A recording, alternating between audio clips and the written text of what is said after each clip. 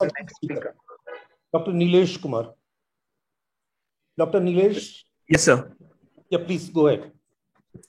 So I'll just share my screen. So just sure. Yes, please go ahead, Dr. Nilesh.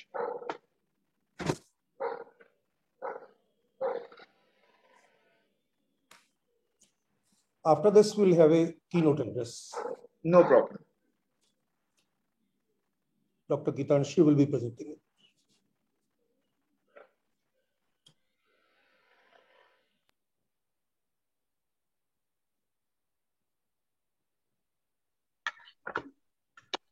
Dr. Nilesh, your presentation is visible. Please go ahead. Thank you.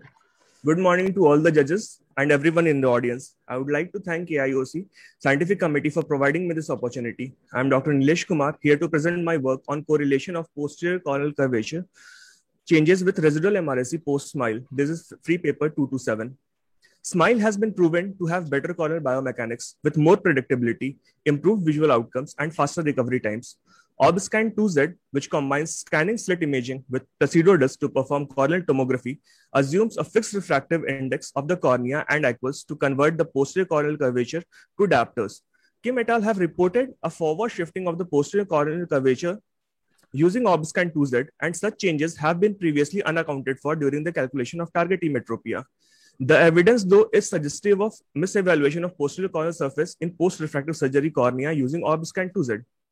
Though, I would like to quote this study where they compared OrbScan and Pentacam with clinical history method, which says this study cannot determine if the Pentacam is underestimating the posterior wall or if the OrbScan is overestimating the site, and further studies with a standardized test object are needed. Martin et al. In his work in IGO also conclude the accuracy of OrbScan 2 when measuring posterior surface after LASIK is controversial. Nevertheless, this measurement is useful in follow-up of post-LASIK patient. So we have a good research question. Does any change occur in posterior surface in cornea in eyes undergoing SMILE for correction of mild, moderate, and high degree of myopia? And is there any correlation between such changes and residual MRSE? So we designed a prospective single-center interventional comparative study, which was conducted from January 2019 to December 2019 at a tertiary level hospital in South India. At 95% power, the sample size was 225 eyes. ISC approval was obtained, and study adhered to the Declaration of Helsinki, and written and informed consent was obtained from all the participants. We included patients more than 22 years of age with a stable refractive error of -10 diopter with BCV of 0.0 and central corneal thickness more than 480 microns, and divided them into mild, that is less than -3 diopter of myopia, or that is -3 to -6 diopter of myopia, and high, that is more than -6 diopter of myopia. Topography was done using OrbScan 2Z, and patient underwent standard SMILE procedure and were followed up at 1 week, 1 month, and 3 months. The primary outcome measures were uncorrected and best corrected visual acuity, objective and subjective refraction, and posterior keratometry value in central 5 mm zone, which were obtained by averaging out the values in that area. Stats analysis was done using IBM, SPSS, and the normalcy of data was tested with ANOVA analysis. Student pair t-test was used to compare the changes between preoperative and postoperative values, and the correlation was evaluated with Pearson correlation coefficient test. A p-value of less than 0.05 was considered clinically significant. 248 eyes of 124 patients were analyzed, with 107 eyes having mild, 72 with moderate, and 69 with high myopia. The baseline characteristics were similar except for uncorrected visual acuity and MRSE. The posterior corneal curvature became significantly elevated in all degrees of myopia postoperatively 1 week and remained stable till 3 months of follow-up. The posterior corneal curvature changes measured with OrbScan 2Z correlated positively and significantly with residual MRSE in mild myopia, while it was not significant, but positive in moderate and high myopia. OrbScan 2Z, which utilizes Placido disc in conjunction with scanning slit topography, has been proven to estimate the corneal power as good as Pentacam and Galilei system. The values from these machines can't be used interchangeably. So there is a need to evaluate the changes in various topographic indices provided by OrbScan 2Z on the outcomes in myopia. Residual MRSE in our study was within ±0.5 diopter in 91% patient in mild, 90% patient in moderate, and 81% in high degree of myopia. Seeds et al. And Wong et al. Have found a significant increase in the negative dioptric power of posterior corneal surface in patients who underwent LASIK. Yu et al. Have demonstrated that the change in posterior corneal elevation was significantly higher in SMILE compared to femtosecond LASIK at 3 months. The present study reports a significant increase in negative dioptric power at 1 week post-op, which remained stable till 3 months of post-SMILE. A significant correlation was also found between the changes and residual MRSC in mild degree of myopia, while the correlation was positive but not significant in moderate and high degree of myopia. The thickness of lenticule removed is directly related to MRSC. This may have an impact on the corneal biomechanics with probably a different nature of curvature change in mild to moderate and high myopia compared to mild degree of myopia. The changes in posterior corneal power are not accounted for in the target emmetropia calculation and may have an impact on the residual refractive error. The shorter duration of follow-up was insufficient to predict the changes in a long course of time, and the study also considered MRSC and not distributing separately. These were the two limitations of this study, and we conclude that there is a positive significant correlation between the residual MRSC and increase in negative dioptric power, which may have an impact on the calculation for target emmetropia, and the correction factor may be required to be introduced specific to each topographers. I thank you everyone for this opportunity. Thank you very much for your nice presentation. I'll just... Yes. Questions? Yes. Do you think we should make adjustment for negative higher correction which we are getting? I would say for posterior corneal surface. Pardon, sir. Or it should be done in high myopia only. Yes, sir. Yes, sir. The corrections are needed for high myopia, sir, but the study was not designed to give an specific value for each degree of myopia, sir. So probably in the current next studies. What is the long-term effect? Is get adjusted or it remains stable as such? So long term, sir, we think that it has been stable because in the longer follow-up, we didn't perform topography, but the patients were having the similar kind of refractive outcomes. Like the refractive error remained stable till 1 year. Nilesh, Yes, sir. hello. Good morning, sir. Good morning. As a nice presentation. There is any relation in the residual cornea and the amount of change in the posterior corneal curvature? Yes, sir. The amount of thickness that is we are removing. Residual cornea. That. Yes, sir. So we have not calculated the correlation between the thickness of lenticule that is removed and the residual bed and the residual refractive error.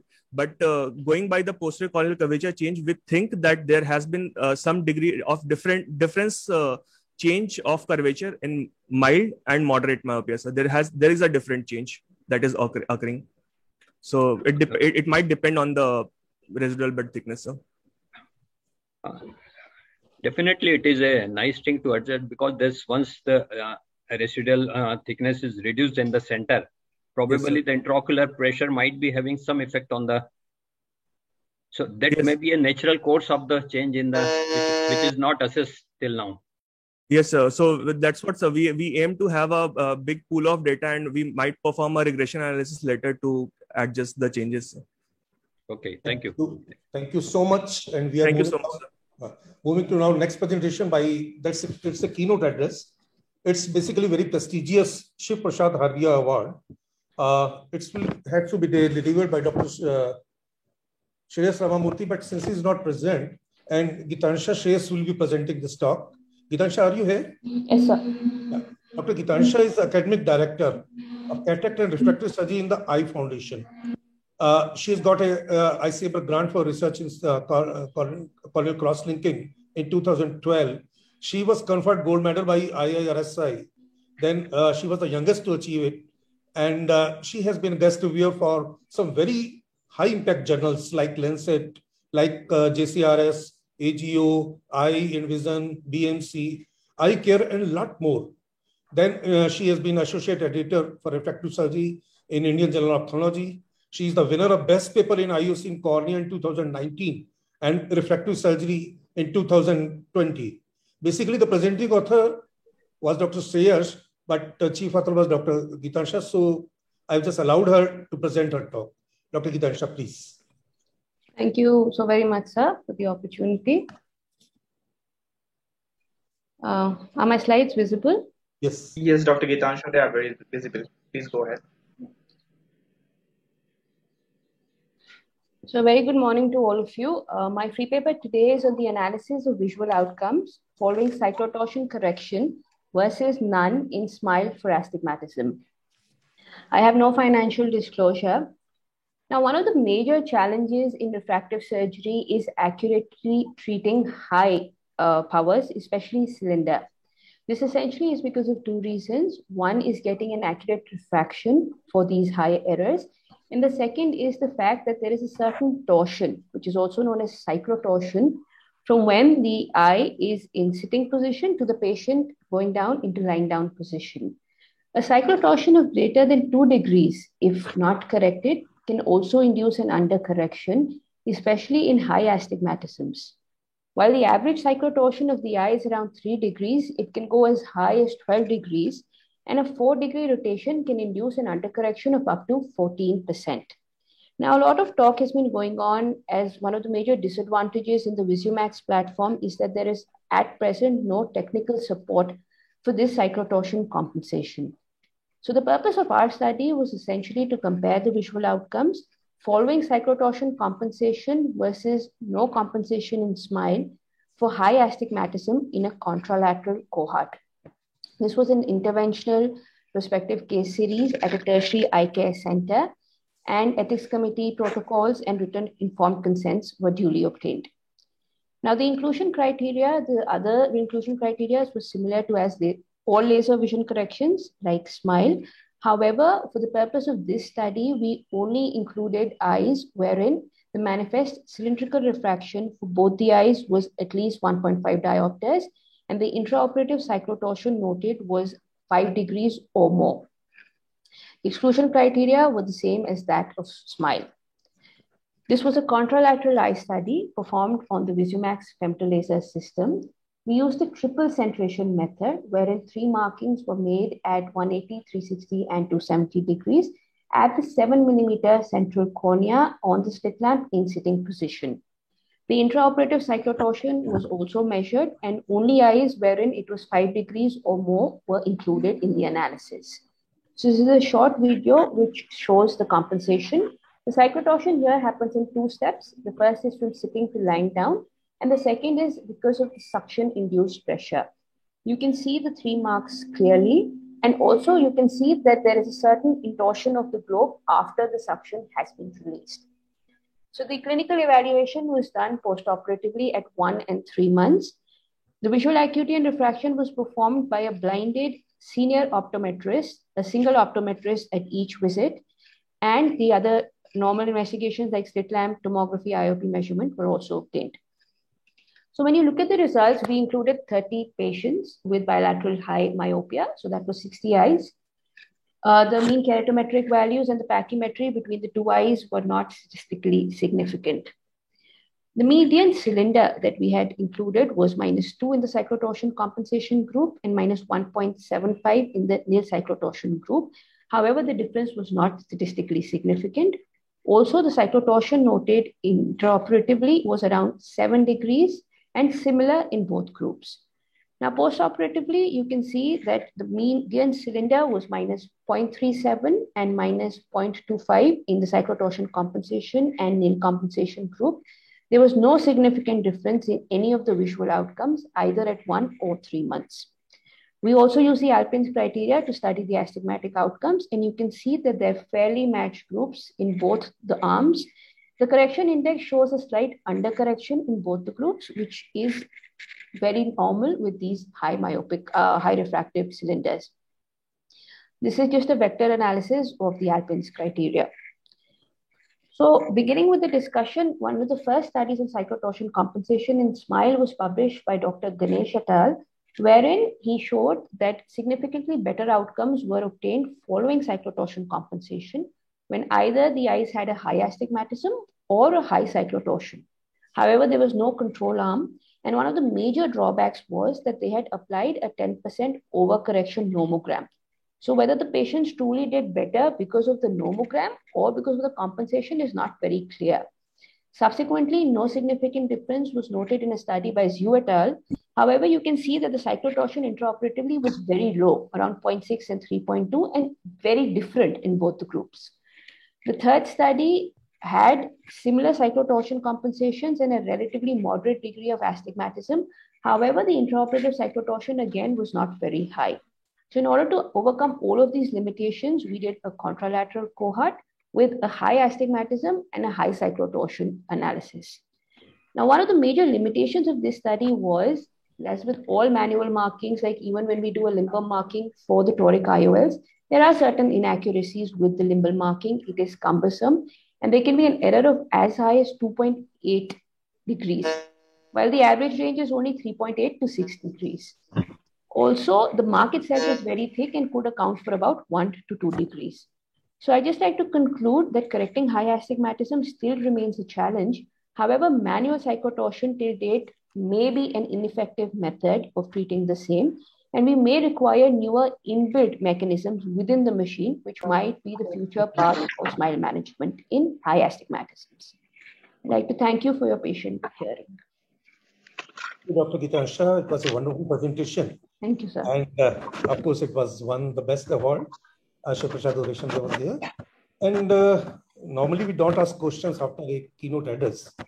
But I think the smile is a wonderful technique. And at present, it has some limitations, like you told, it's a manual composition of cyclotorsion. Then something is also manual. Then angle kappa, if you have to adjust, that has to be manual. What do you think, these things are improving, or future we get better machines? There is talk that the newer software of the VisuMax will have an inbuilt cyclotorsion compensation, but that has been going on for more than 2 years now, sir. So I'm not sure when that's going to come in.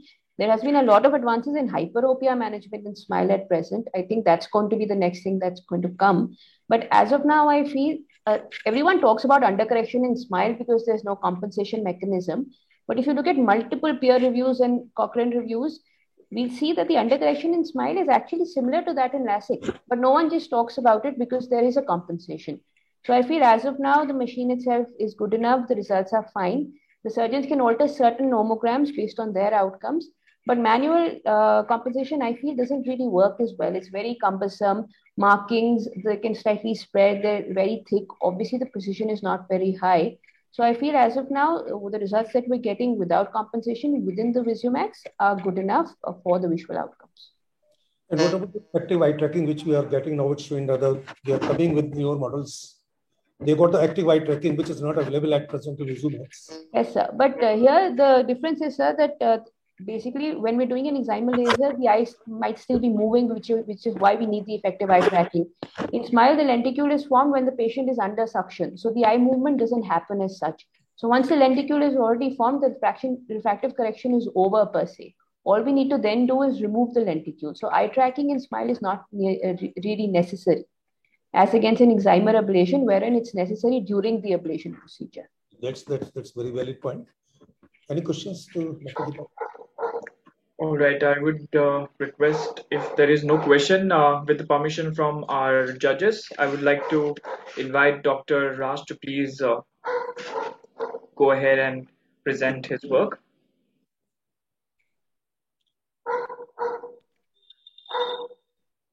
Dr. Raj, are you there? Dr. Lionel?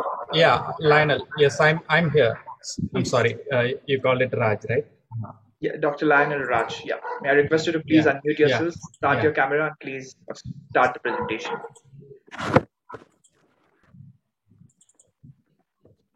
Respected judges and dear friends, a warm wishes to everyone. I do not have any financial interest in my topic, long-term results of femto-assisted deeper corneal stromal cross-linking in early and established keratoconus. The purpose is to compare femto-assisted deeper corneal cross-linking outcomes with conventional procedures and to prove the concept of deeper stromal cross-linking better dampens progression of ectasias and to study the long-term outcomes of deeper stromal cross-linking. It's a prospective, non-randomized comparative clinical trial followed by a single-arm longitudinal analysis of femto-CXL subjects. Progressive keratoconus with pachymetry over 400 microns in the thinnest zone and with a good specular endothelial cell density were enrolled. Subjected into two groups. In femtocXL group, a stromal pouch 140 to 160 microns in depth, 8 to 8.5 millimeters with 1 or 2 incisions was fashioned using femtosecond lasers, into which isotonic riboflavin was infused along with transepithelial application, followed by UV irradiance for 30 minutes. In conventional CXL group, a standard epi-off procedure of Dresden protocol was employed. This is a case of femto-assisted deeper corneal cross-linking, in which an anterior stromal pouch was made 8 to 8.5 millimeters in diameter, 140 microns in depth from the anterior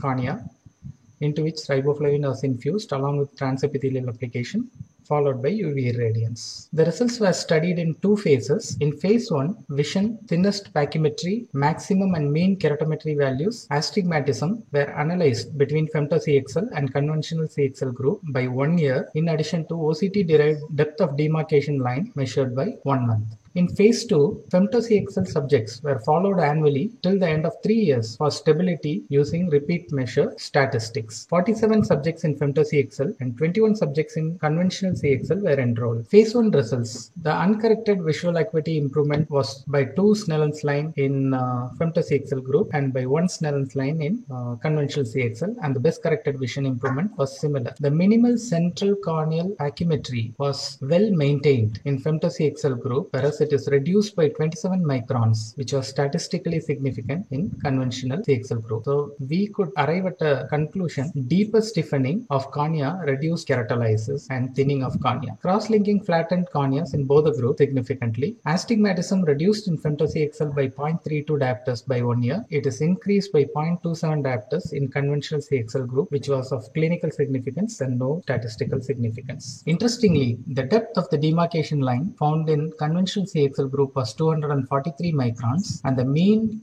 depth of demarcation line in femto-CXL group was 394 micron. In this particular image of A, we can see two demarcation lines, one corresponding to the level of the anterior stromal pouch, and the second one, the depth of CXL activity, the deeper demarcation line, which is 394 microns. Comparing with historical samples with any type of procedure like conventional, transepithelial, accelerated, pulse, continuous light, ionotophoresis, comparing to all the procedures, femto-assisted deeper stromal cross-linking was the deepest. So femto-CXL stiffens posterior cornea as well, and there were no endothelial changes noted in either of the groups in terms of cell density, coefficient of variance, and hexagonality. In phase 2, a longitudinal analysis of femto-CXL group for 3 years. 44 cases were analyzed by 2 years and 42 cases after 3 years. Uncorrected vision marginally improved over a period of 3 years, 0.63 logmar and 0.61 logmar in second and the third year, and the best corrected vision was maintained at 69.16 logmar after 3 years. The pachymetry was well maintained after 2 and 3 years, 471 and 472 microns in the mean,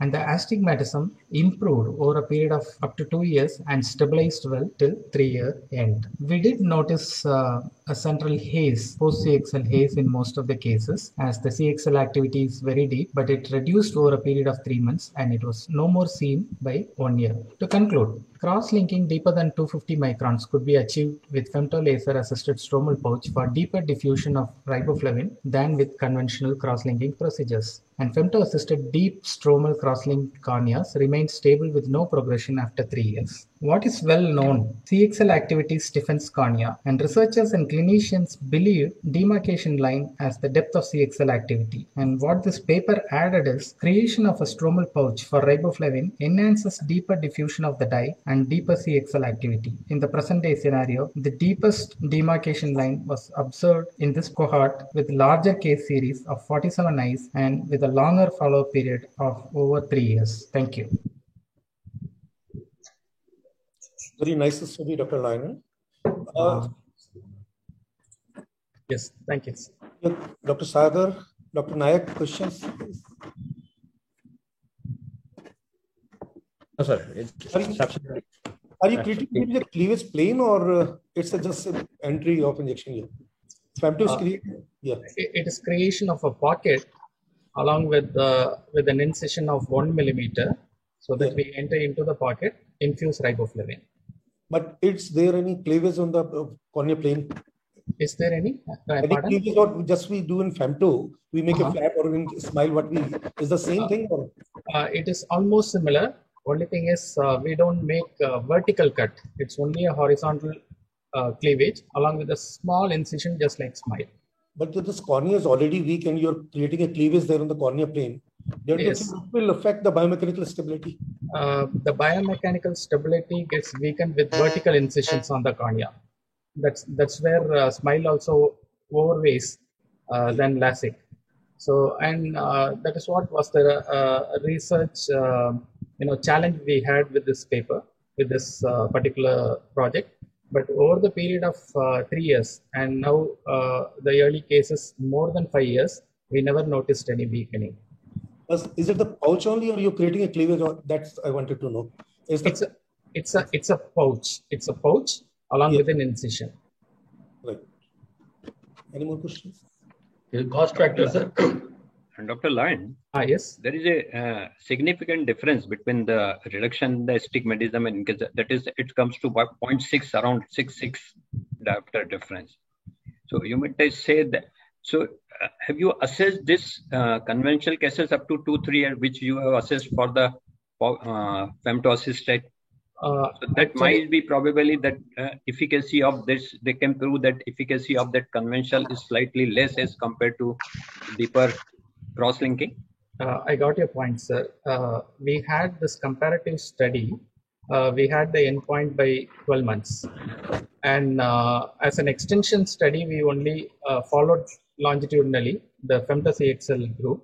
So probably I don't have an answer. Not the conventional. Yes, not the conventional group. So that was an extension study. Okay, thank you. What coming to economics, is it very much different now, the cost factors? Cost factor, a license for femto is an addition. That's one reason we could not randomize the patient, because they have to pay also. That's why we had it as a non-randomized clinical controls study. So because of the case, did you change your post-op protocol? No, we didn't.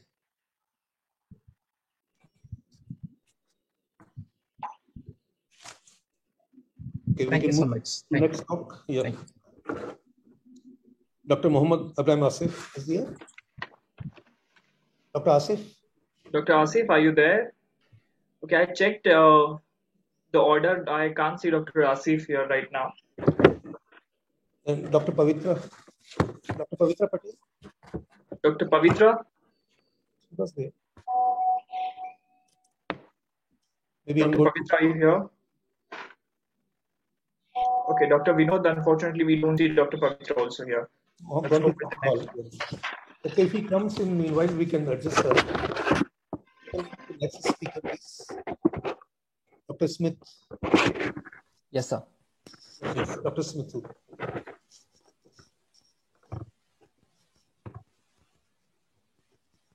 Dr. Smith, may I request you to please start your screen sharing? Yes, it's very much visible.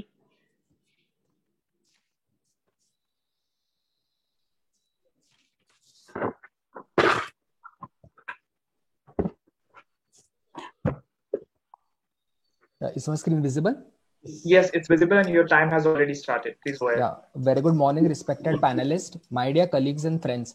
The topic of my presentation is correlation of opaque bubble layer with corneal biomechanics and densitometry in eyes undergoing SMILE for myopic correction.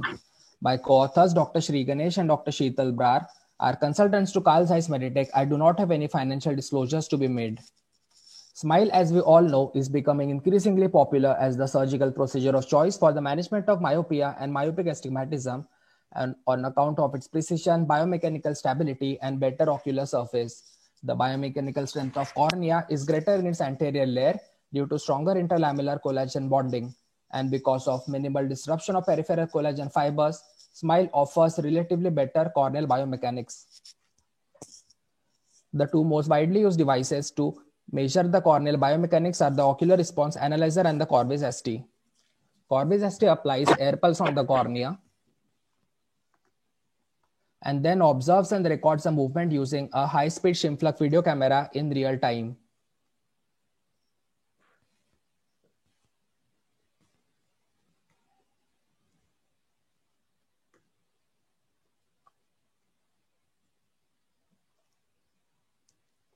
Slides are stuck. Yeah, the slides are stuck. Go to the left side on the arrow. There will be arrow to move. AV team, please help. AV team. Double click on the slideshow. I would request you to please restart the presentation once. Just close the window and please restart it. Whatever the timing, you can give him back. Yes, yes. Yeah, shall I restart? Yep. Yes, please go ahead, Dr. Smith. Yeah, is the screen visible? Yes.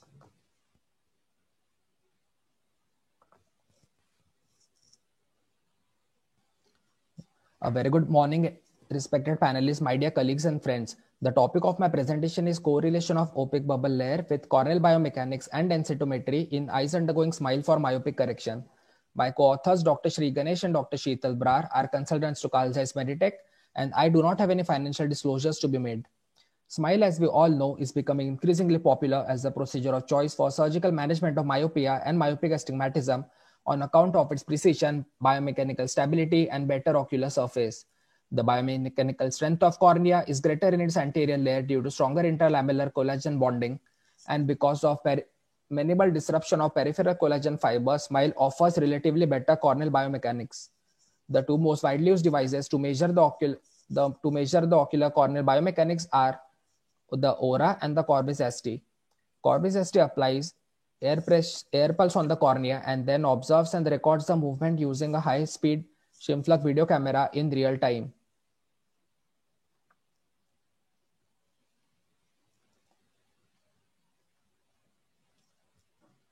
The purpose of this study is to evaluate the correlation of opaque bubble layer with corneal biomechanics and densitometry in eyes undergoing SMILE for myopic correction. So this was a prospective interventional study comprising 200 eyes of 101 patients. The standard inclusion criteria for any refractive surgery was followed, and the minimum corneal thickness of 480 microns was required. Eyes having coexisting pathology that could impact the visual outcome were excluded. A thorough anterior and posterior segment assessment and dry eye evaluation was performed for all the eligible patients, and Corbis ST for myomechanics and Pentacam for densitometry values was done. The standard SMILE surgery using Visumax laser platform was performed, and intraoperatively the surgeon graded the ease of dissection from 0 to 5, 0 being very difficult and 5 being effortless. The opaque bubble layer pattern was then graded using a semi-transparent overlay with multiple zones. The overlay is then superimposed on the PDF available from the Visumax containing the laser delivery pattern which is obtained after surgery. The overlay is divided into 3 equally spaced concentric zones containing 4 quadrants each. Each quadrant sums up to 24, and thus a total of 100 is obtained from all the 4 quadrants. This is a corneal optical densitometry map of the Pentacam, and the total of all values was taken for all the patients. The mean densitometry was 16 plus minus 1.53. The mean OBL was 23 plus minus 0.76 plus minus 9.24, and the mean ease of dissection was 3.02 plus minus 0.5. The spherical equivalent decreased from minus 0.47 to minus 0.018.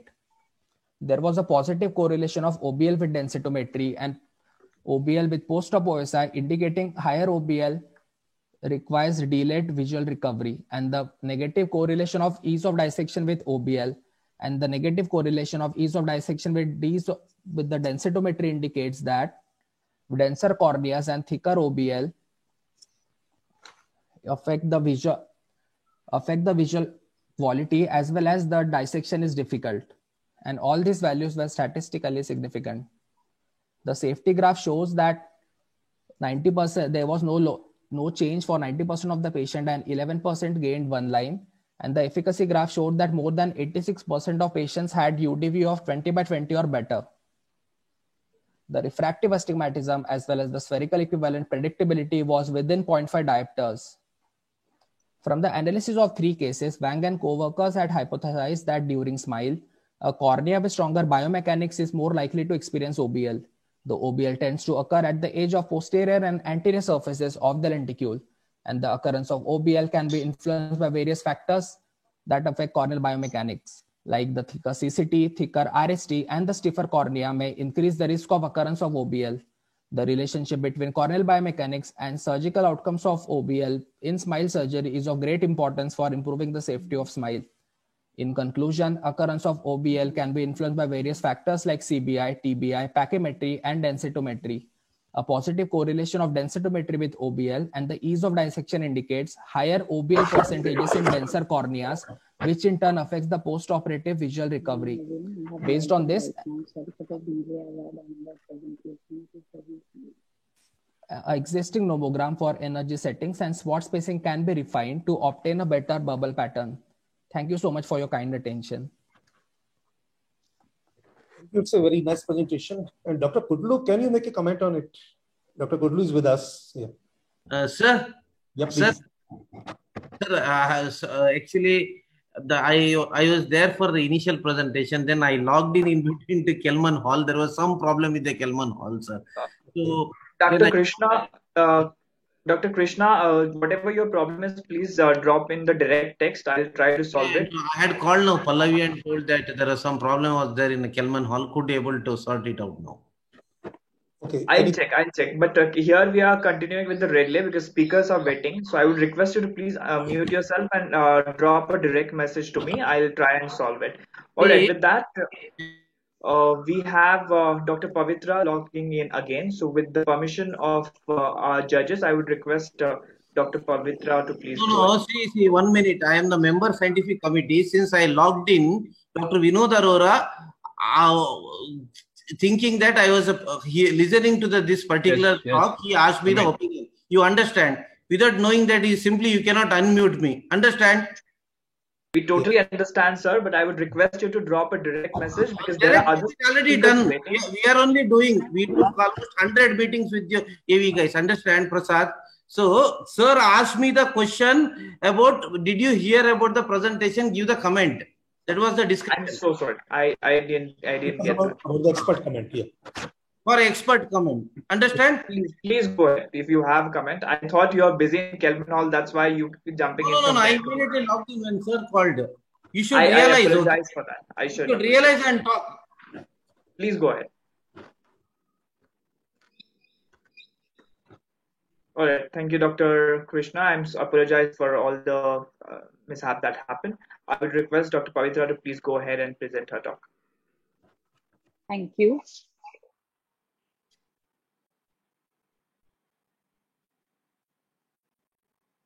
Is my screen visible?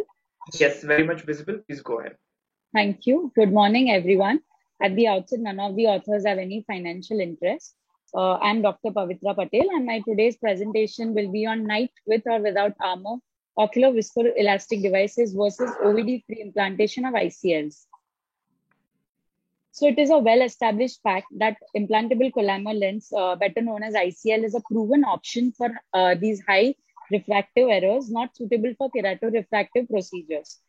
However, the major drawback of ICL is a rise of intraocular pressure in immediate postoperative period, most often due to the retained viscoelastic device. Therefore, to avoid the usage of OVDs, which can lead to OVD-related complications, we came up with our research question, which was, could OVD-free ICL implantation be safe and effective in reducing IOP spike in immediate postoperative period? So the aim of our study was to ascertain the safety and efficacy outcomes of OVD versus OVD-free implantation of ICL. So this was a retrospective study which included patients of the age group 18 to 40. All those patients who had a stable diffraction for more than a year had a central clear cornea with an anterior chamber depth of more than 3 millimeters and an anterior chamber angle of more than grade 2 on gonioscopy were included. And all those patients who had cataract or history of ocular inflammation, glaucoma, retinal detachment, macular degeneration, or any neuro-ophthalmic diseases were basically excluded. So the preoperative workup was reviewed. It included measuring the refractive status, keratometry, corneal topography for anterior chamber depth and pachymetry, specular microscopy for endothelial cell density, and dilated slit lamp evaluation to rule out any zonular weakness, gonioscopy to rule out angle closure, and slit lamp biomicroscopy, as well as indirect ophthalmoscopy to rule out any retinopathies and macular degenerations. So white to white was measured using digital calipers. Power calculation for the ICL was performed using the software provided by the manufacturer. The ICL diameter was determined following the manufacturer's recommendations based on the horizontal white-to-white and anterior chamber depth measured by the Scheimpflug imaging system. The ICL V4C model was used in all our patients. Now, total of 130 eyes with complete data were recruited. Group 1 eyes underwent ICL surgery with the use of OVD, which was HPMC, and Group 2 eyes underwent ICL surgery, which was OVD free with OVD free. So instead of OVD, we used balanced cell solution for implanting ICL. Now, return informed consent was obtained. Returned informed consent was obtained from each patient undergoing surgery. All surgeries were done by a single surgeon, and it was done under topical anesthesia via 3.2 mm temporal clear corneal incision. The anterior chamber was filled with viscoelastic device, and then with the incision, with the use of injector cartridge, the ICL was implanted, and the haptics were tucked in. The footbridge were tucked in beneath the iris. The OVD was then manually irrigated out of the anterior chamber using DSS, and there was no preoperative or intraoperative peripheral iridectomy done. Now, in the second group, in the OVD-free group, the surgical procedure was similar, except there were two side ports which were created, one for the continuous infusion with the BSS by the patent irrigator to fill and maintain the anterior chamber, and other one was used for tucking the footplates of the ICL by the patent manipulator. And second, there was no OVD used, and thus completely eliminating the need for irrigation of the OVD at the end of surgery. Now, post-surgery, at each visit, patients were tested for their refractive status, intraocular pressure. Vault was measured using anterior segment OCT, and also specular microscopy was done at 3 months to look for endothelial cell loss. So in our study, we found that the operation time was significantly shorter in the OVD-free group, with mean surgical time being 12.5 to 14 minutes as compared to the OVD group, where the mean surgical time was around 17 to 20 minutes. Preoperatively, the mean spherical equivalent in both the groups were comparable, and it was around 12 diopters. Now, looking at the post-operative UDVA here, there was no significant difference noted among the two groups, and patients in both the groups had a mean UDV of 6/9 at the end of 6 months and beyond. And only 3 months specular microscopy results were available with us. So mean endothelial cell loss was around 3.2% at the end of 3 months, and around 4.6% in OVD-free group. And this difference was, however, not statistically significant. Now, with regards to IOP change, rise of IOP was noted in both the groups post-operatively at 4 hours from the time of surgery. However, the rise of IOP was significantly high in the OVD group, and tablet acetazolamide was given for a day to reduce the IOP, following which the IOP came back to normal levels in both the groups. Now, the post-operative vault was measured on day 1, where we noticed that the vault was slightly higher in the OVD group as compared to the OVD-free group. However, it was well within the normal range, and the difference was not statistically significant. So to conclude, as compared to the OVD ICL implantation with OVD, OVD-free implantation takes lesser time. It doesn't cause immediate post-operative IOP spike, is safe as it doesn't cause significant endothelial cell loss, and has comparable visual outcomes with the OVD group. Thank you. Thank you very much for such a nice presentation. Dr. Rupal, would you like to ask some question? Dr. Sohail, Dr. Sagar, Dr. Nayak. Have you tried any other viscoelastic besides methylcellulose? No, sir. We had tried using sodium hyaluronate, but because the time it consumes for it to, for the removal, it is really, time taking. So HPMC, whereas it helps in maintaining the anterior chamber bend, and removal is also quicker. So we preferred HPMC over sodium hyaluronate in our surgeries. So basically, you can do a hydroimplantation. I'm doing that one also. And if you're using sodium hyaluronate, or other things, the advantage is that it's come in a bolus. You don't have a residual there. Yeah. So that's make the washing, it's not required too much of washing or anything. That saves you a lot of time also. It's very, very safe also. So I think both are good if you are comfortable. Yeah, with the hydrobrandation, if you want to do AC maintenance, I think it's a good technique. There's no harm. Dr. Patel. Yes, sir. Have you find any difficulty in cases of the toric ICL? Toric ICL, slightly in manipulating, definitely. It will getting take slightly aligned, more manipulation more time. when, yes. Yeah, slightly longer time. But we had toric ICLs in both the groups, comparable numbers. So the surgical time accordingly was slightly higher as compared to the non-toric ICLs. Manipulation was slightly difficult, but if you are if a senior surgeon is operating, then that really doesn't matter much. Okay, thank you. Thank you. I think one should start with a viscoelastic, and once comfortable, they can switch over to hydro. Yes, definitely. And secondly, have you seen any incidents of flipping of IOL upside down or? No, not in these cases. Not at all, sir. Because ours was not wound assisted. We injected the cartridge little within the anterior chamber, and then we injected the ICL. Unfolding is as slow. It's a little faster compared to viscoelastic. Yeah, slightly faster, but it was. There was not much difficulty in that. We didn't have any flipping of ICLs. Okay. All right. Thank you so much. With that, I would request our next speaker, Dr. Ananya Goswami, to please unmute herself, start the camera, and please start with her presentation. Dr. Ananya, are you there? Yes, sir. Am I audible? Yes, you're audible.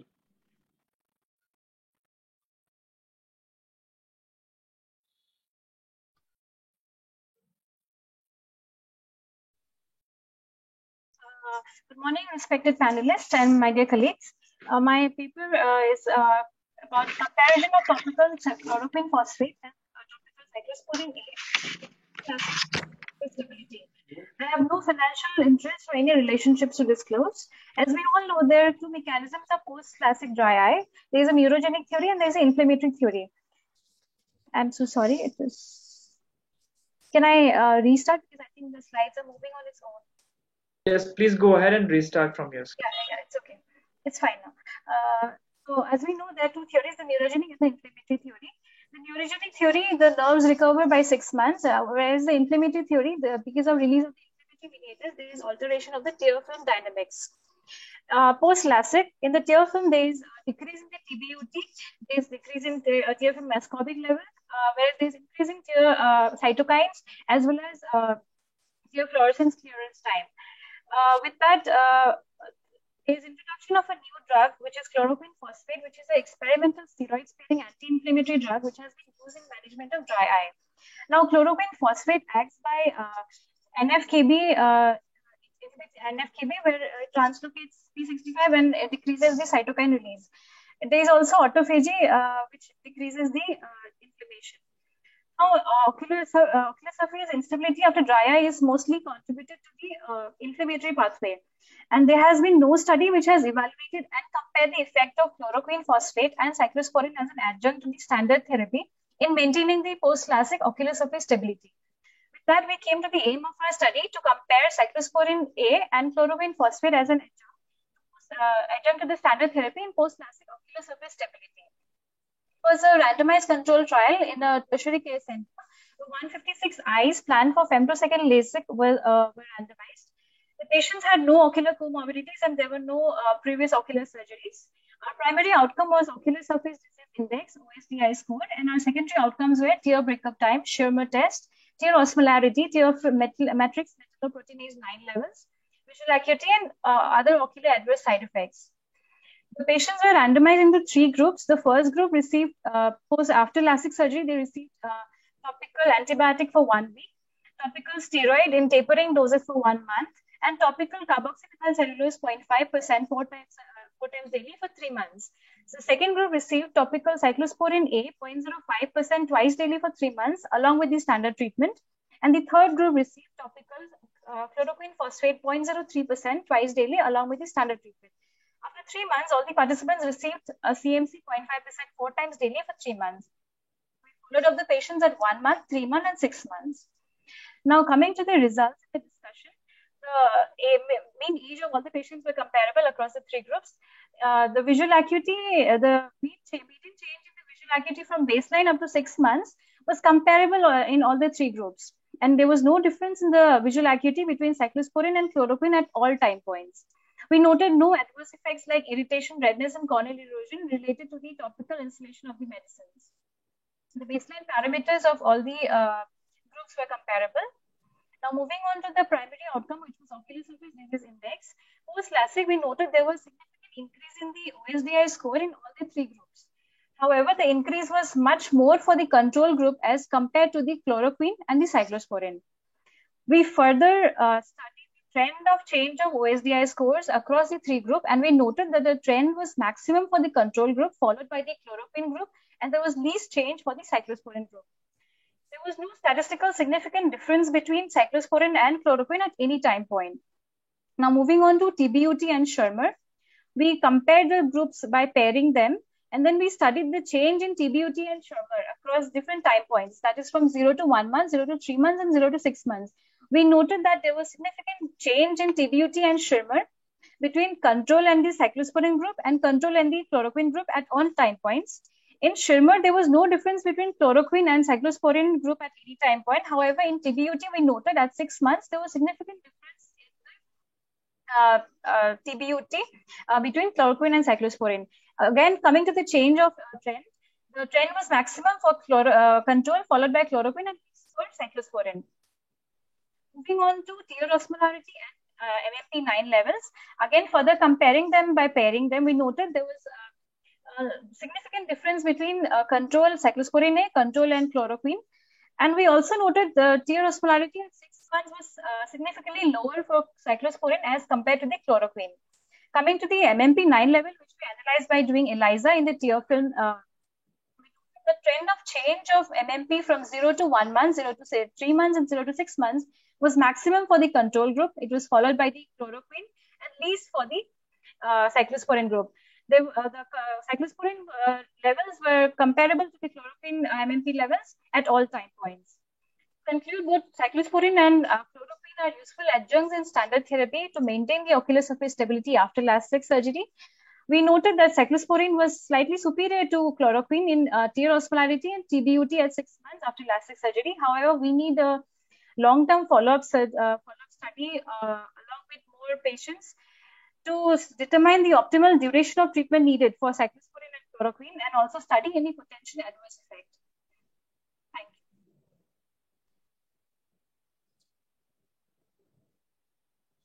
Thank you very much for such a nice presentation. What was your duration of cyclosporine, for how long you used, and what was the dose of chloroquine, and what was the duration used after the LASIK procedure or of the SMILE procedure? So we recruited only LASIK patients, and we used cyclosporine for 3 months after LASIK surgery.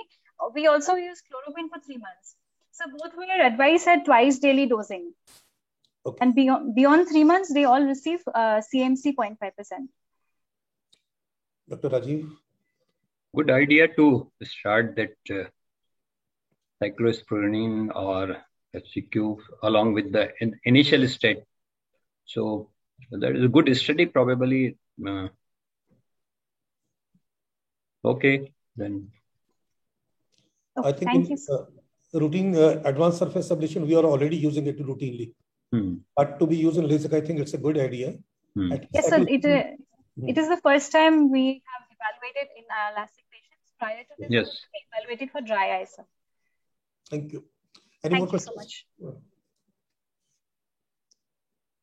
All right. Well, so there is no question. We'll go ahead with our next speaker. May I request Dr. A. Sriram, please unmute himself and start with his presentation. Yeah. Okay. Good morning, everyone. Are my slides visible? They're not visible yet. Could you share them, please? Yeah, 1 second. Is it now? Yes, they are very much visible. Yeah. Please go ahead, Dr. Sriram. All the best. Good morning, everyone. My free paper is LASIK and SMILE-induced epigenetic changes, which demonstrate unique wound healing signatures. I have no financial interest. Now, as everyone knows, there's a constant debate between SMILE versus LASIK. in terms of clinical outcomes like visual acuity. Both short-term, long-term, and randomized control studies have been proven, but yet it's not concrete. They have shown similar outcomes. The other things like dry eye symptoms and loss of corneal sensitivity still have varied results. And though SMILE is objectively more superior than FS LASIK, it shows a subjective superiority. The patients feel much better, but it's not objectively proven. Now, coming to the corneal sensitivity, though there's an anatomic variation between both the procedures, long-term changes have shown that there is there's no loss of corneal sensitivity. Now, biomechanically, yes, we have also done studies, and it was comparable to the other studies where there was similar or superior biomechanics of SMILE over LASIK. But again, the void still exists when we see a case of ectasia. So the ectasia can be answered by studying molecular markers, but again, there's not enough evidence. So we uptook this study to understand whether these variations are related to the type of surgery and wound healing, and are there any subcellular changes that occur. So we probed into epigenetics. And why epigenetics? So there were multiple studies on other eye diseases in epigenetics. So what is epigenetics? Epigenetics is basically how your behavior or your environment causes a change in your genes and also thereby altering the gene expression. So in common eye diseases like cataract, glaucoma, and diabetic retinopathy, it was shown that epigenetics does play a role, and there was DNA hypermethylation or hypomethylation. Now, there are multiple mechanisms through which epigenetics functions, and one of the main ones is methylation.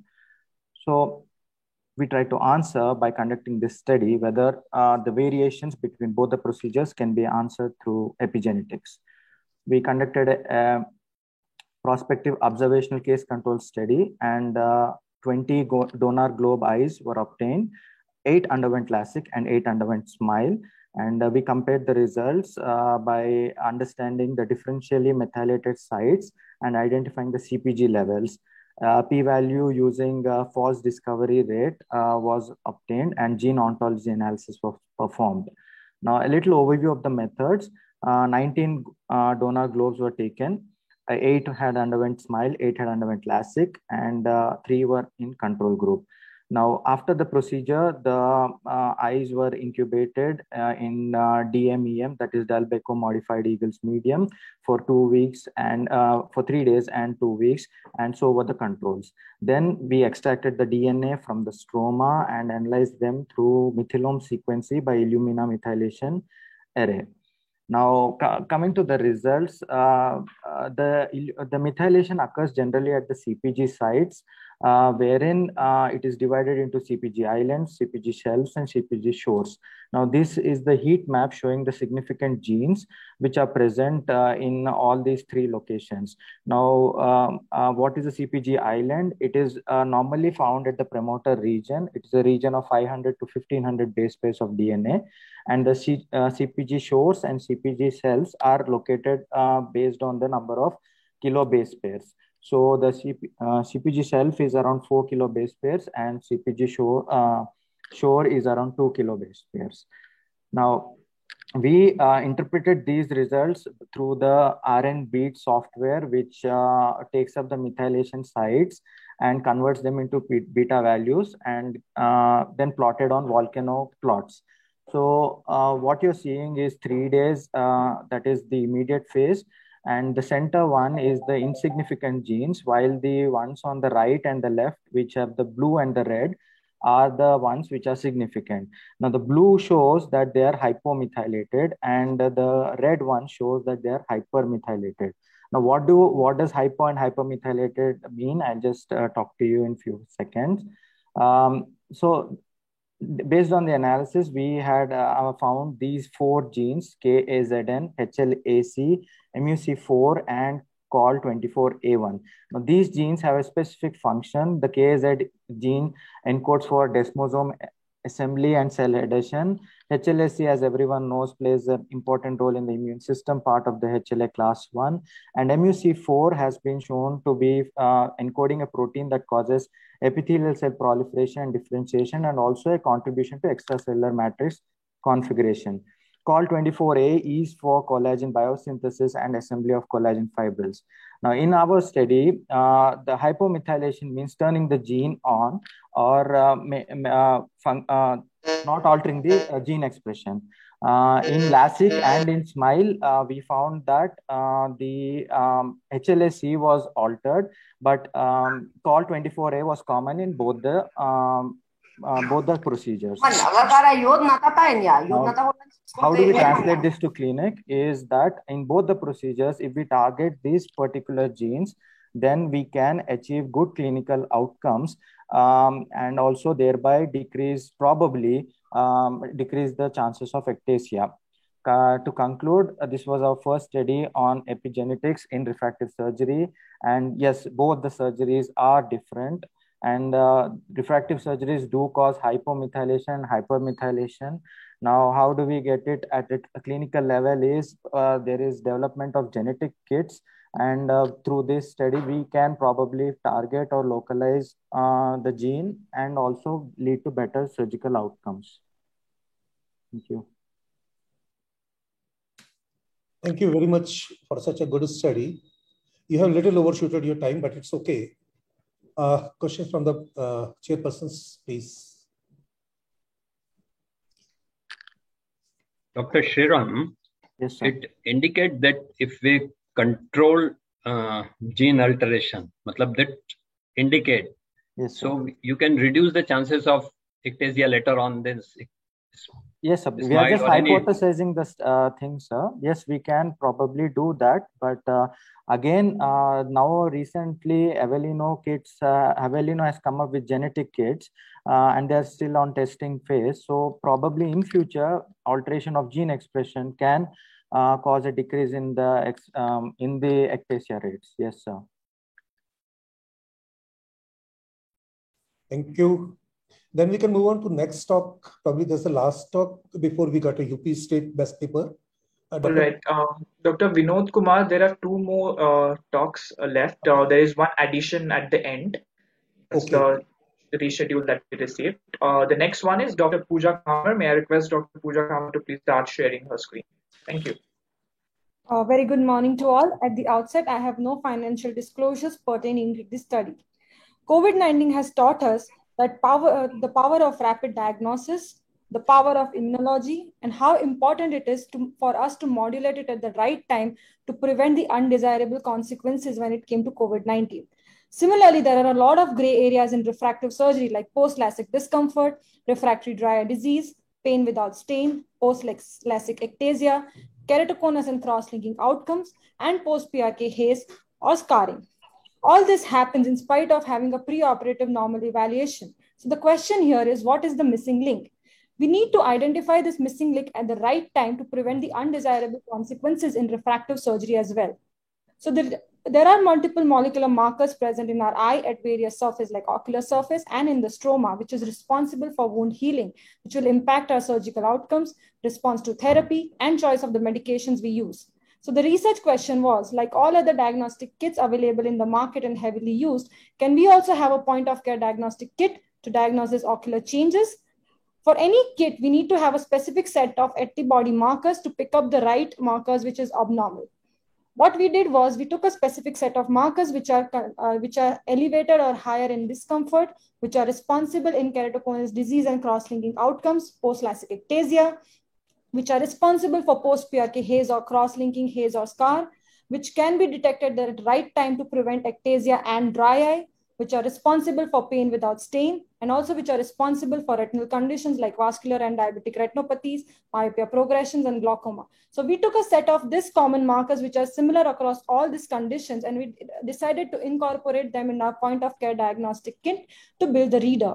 This kit is an ELISA-based, fluorescence-based microfluidic device, which is an antigen-antibody reaction-based kit, where the antibody is present in the wells of the kit, The antigens come from our tears, which are collected with Schirmer strip. And there is the most important part is the kit has a second antibody present, which is there in the fluorescence reader, which will enhance the sensitivity and specificity of these markers to give us a right result. And another advantage of this kit is it has a multi-fluidic drainage kit, which we can incorporate multiple markers in one single device to have rather than only a single marker. Patients walking in our outpatient department, 18 to 45 years of age, and sex match controls were taken into the study. Controls, post-refractive surgery, dry eye, evaporative dry disease, keratoconus and cross-linked patients, and other conditions. And they were subjected to a tear test with this point of their diagnosis. We took the tears with Schirmer strip, and then they were stored in an epic of tube, to which we added 300 microliters of buffer solution. The tube was then shaken for 5 minutes to extract the tear proteins. Once we have these tear proteins, they were then incorporated and put in the wells of this cartridge. And this cartridge, after filling the wells, were then put in the kit to have the markers, that what are the levels of the markers. At the end of the test, we get the values of each of these markers, that what is the value.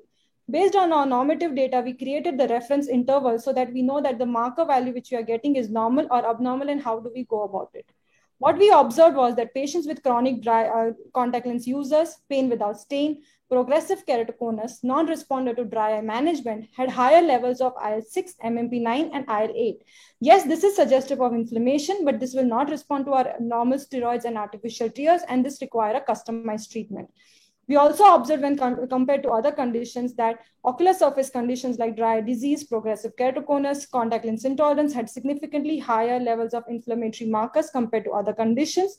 And the VEGF levels were lower in these patients, and IL-17 levels were higher in this patient, suggestive of neuropathic pain, and that these patients will probably require steroid treatment rather than anti-VEGFs. How do we apply to this clinic? Cataract surgery is one of the routinely performed surgeries in our clinic. Post-operatively, a lot of patients come with chronic itching, discomfort, irritation, inflammation, a lot of pain, which we cannot explain, which leads to poor wound healing, which will give us a poor optical quality and poor quantity of vision, or sometimes a refractive surprise as well.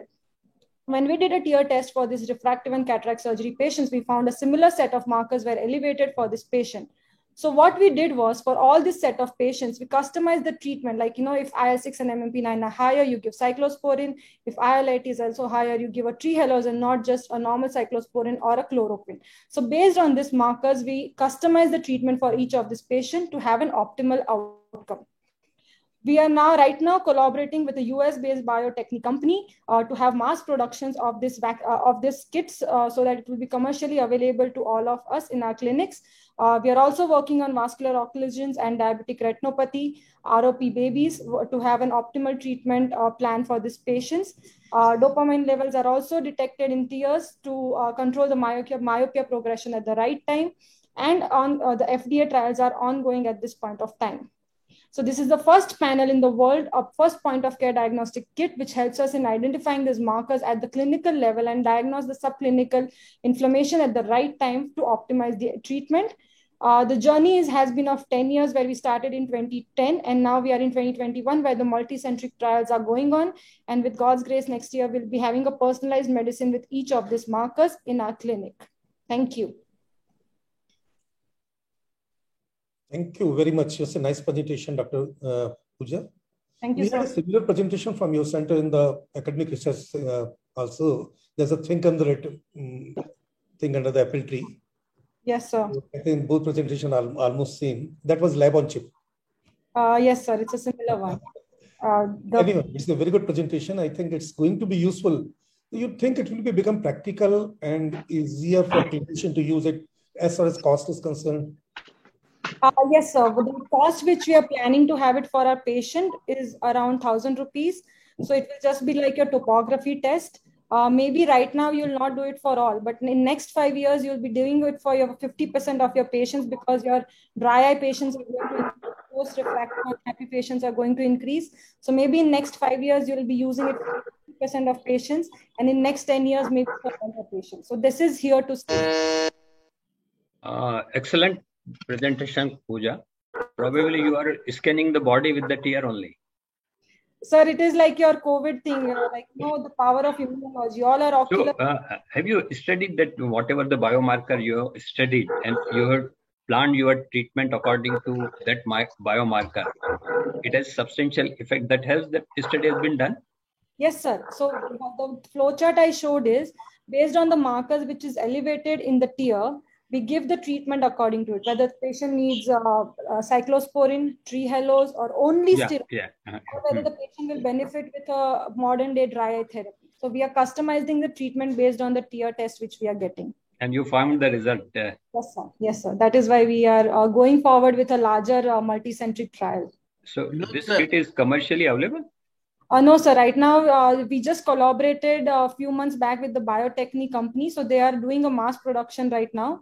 So by late 2021, by AO or next year, we will be launching the kit, sir.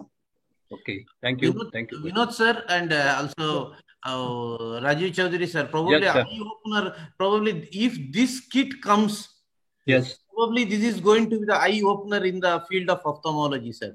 That's what I don't have any sort of for the presenter. I don't know exactly, but I just listening to the presentation. If this comes in the market, then most of our ophthalmologist problem, post-op patients coming and eating our head, I think should be able to come down. This can be applied to so many part of our eye problem. So Dr. Pooja has already presented one topic, happy surgery, unhappy patient.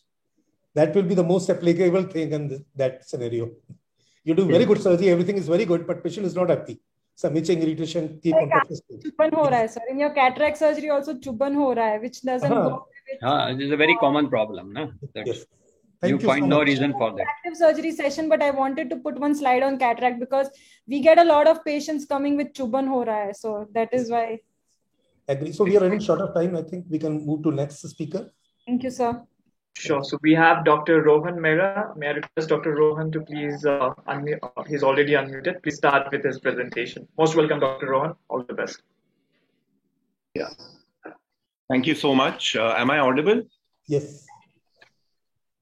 At the very outset, I would like to thank this opportunity, and I'll start off here. The presentation is novel ultrastructural markers of collagen distribution in keratoconus patients, resolution, polarization, sensitivity. So we have multiple keratoconus screening available with us. All of them have their own nomograms, have their own algorithms which tell us about the progression of keratoconus. But what is the lacunae in these current day topographers and OCT? How do we overcome these problems? So we did this study with this committee. Informed consent was taken. The sample size was 15 contributions and 15 keratoconus cases. It was a prospective observational case study. Now, review of literature tells us that the orientation of fibers is there in the right eye, and on your right screens are oriented. This is how these structures is what builds. The audio is breaking. What that means is that if this is my hand, if you look at my hand, light is on all angles. Dr. Rohan, light is falling on all angles. Dr. Rohan, sorry to interrupt in between. Your audio is not clearly audible. Yes. Continue, please. Yeah. Audio is a little weak. Should I restart, sir? Dr. Rohan, I would request now? you, if you, yeah, it's fine now. You go ahead. Continue. Should I restart, sir? You can continue, no problem. Okay. So this is how polarization works. So this is how polarization works. So if this is a hand, particular angle of light to come out from the other end, I would have to put a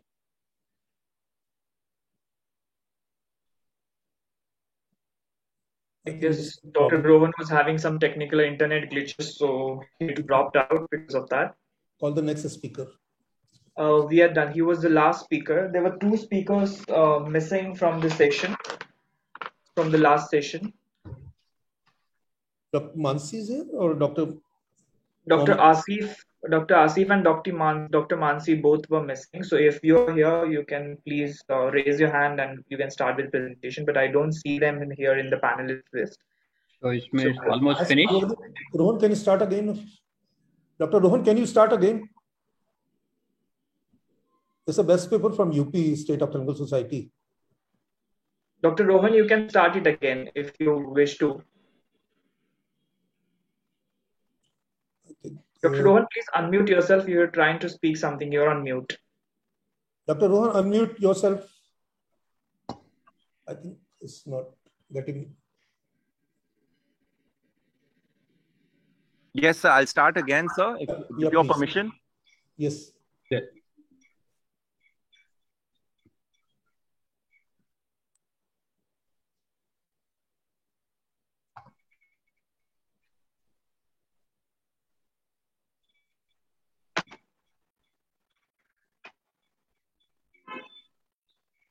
Dr. Rohan, are you there?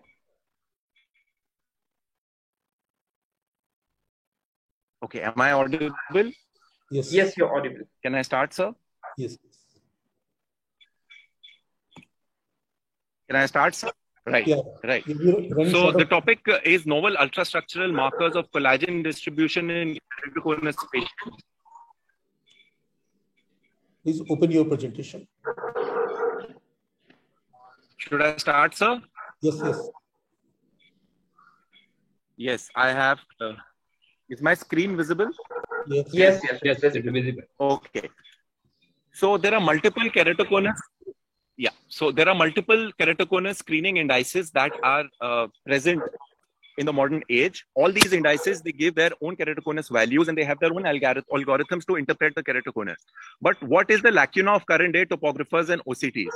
Now, how do we overcome these problems? So we did this study with the approval of ethics committee and informed consent was taken. The sample size was 30 eyes, 15 eyes were control and 15 were keratoconus eyes. It was a prospective observational case study. The review of literature shows us that from the work of Keith Meek, the orientation of fibers of collagen in the cornea, in the right eye and the left eye is absolutely ipsilateral to each other. So this is what we started building the custom-built PS OCT, which is the polarization sensitive OCT. So how this works is that if this is my hand, if you see, if a light is falling on all angles in my hand. Now, if I need a particular angle of light to come out from the other side, I would have to put a polarizer in the middle. And that is what we do in a polarization sensitive OCT. From histopathology, that the fibers of collagen in the eye are all placed in a crisscross manner. Now, if everything is fine in the eye, these crisscross fibers, they cancel each other out. Whenever there is a pathology involved, they are not able to cancel each other out, and that is what we take advantage of. So how can we understand what collagen orientation is using the PS OCT? Materials and methods. This is how a normal polarization sensitive OCT looks. These are the how different it is from a normal. And this is the axis orientation map, which tells us how these are. So a few questions to be answered. Can this PS OCT help in detecting keratocell outcomes? Can it provide additive information to our existing important one? Can it help in decision making for the type of surgery that we do? So first question, can it help in detecting keratoconus looking at CXL outcomes? So here are three topographies that we see. The first one is an FFKC. The last one is a grade 2 and the middle is a grade 1. And this is how the PS OCT role is there in the center that we see. So FFKC, we see a little bit of disorientation from the normal. In a grade 1, the disorientation is more, where it increases. So no problems here because all these things can also be detected.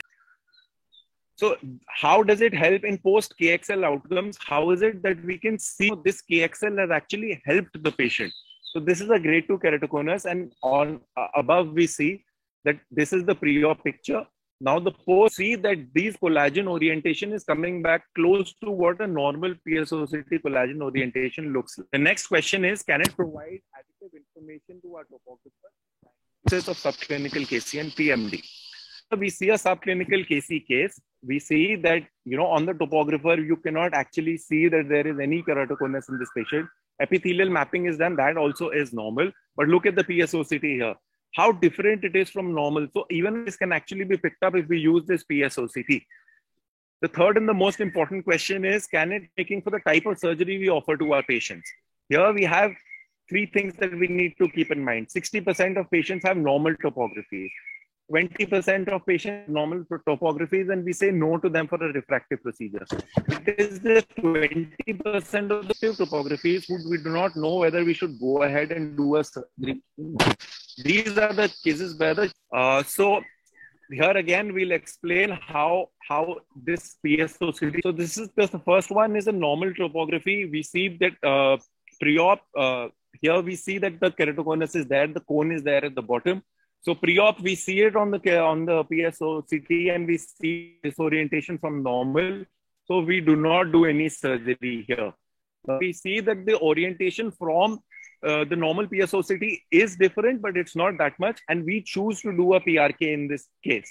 The third case, we can, similar to what a normal PSOCT looks like. So we can do a LASIK or a SMILE. Case, we choose to do a SMILE extra because if we see in the middle row in all of these three, the last one is actually the one that is differing the most. So we actually get a chance to take a decision on what procedure we have to do. So we do a SMILE extra. So we see how it works on POD1 and POD7. Collagen actually becomes better.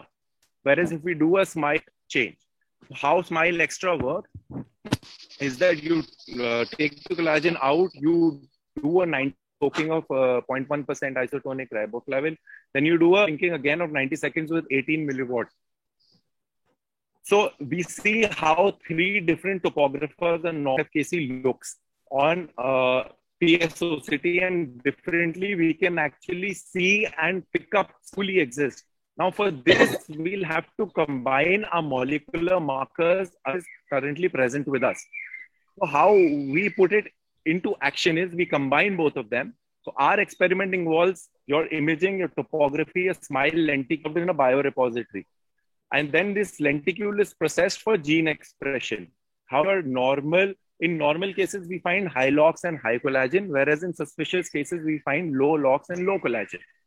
How do we bring it to the clinics? We come along with molecular biomarkers to get a true picture of what actually exists underneath that. What lies ahead is actually we are going ahead and marking out, just not seeing the retardation and activation orientation maps are there for the colors. What was known was corneal topographers is used for diagnosis of keratoconus, and multiple topographers are available for the screening. What our study adds, image the collagen anywhere, and that is actually where the pathology lies.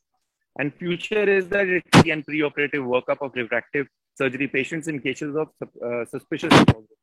The possibilities are endless with this PSOCT. Thank you so much. Thank you so much. So we are able to finish all the talks in the right time. Any question to Dr. Rohan? Just one quick question if anybody want to ask. Yeah, is it available commercially, this technology right now? There is a connectivity problem with Dr. Rohan. Dr. Rohan is having connectivity issues. I guess internet issues are there everywhere. We wake up by saying, please, we pray our God to internet God to please be with us. And that's how we start our day these days. All right. So with this, good to see you all. Big congratulations and thank you to all the chairperson and judges for keeping the conference on time, and we can hand over the session on time to the next speakers. So big thank you to all the judges. I would request our chairperson, Dr. Vinod, if he wants to say a few words at the end. Just I want to thank you to all the chairpersons, Dr. Rajiv Chaudhary, Dr. Sagar, Dr. Krishnamurthy, Dr. Rajesh Nayak, Dr. Rupal, Dr. Suhail, and Dr. Arun probably couldn't join. So thank you very much. It was a very nice session and very interactive. And we all have also learned few things, not only just them. Thank you so much, everyone. Thank you, Vinod. Thank you all of you. Okay, bye. Sir, excuse me. Yeah, please. Yes, who is there? Sir, Dr. Mansi Bang here. Too late, no, Mansi. The time is Dr. over. Mansi, I'm so sorry, but we I are logged already. in on time. I'm waiting since a long time for, but No, you were. Dr. Mansi, we are here and we have announced your name 3 times to present this your presentation, but you are not here. I deeply apologize that we cannot accommodate you right now. We would have, but we are running out of time right now, so we have to pass the conference to the next speakers as well. So thank you so much. With this, I would like to say thank you to all the chairperson and speakers. We'll go Should we leave? forward with, you can stay back if you want to attend the next session as well. We have the next session coming up. Thank you.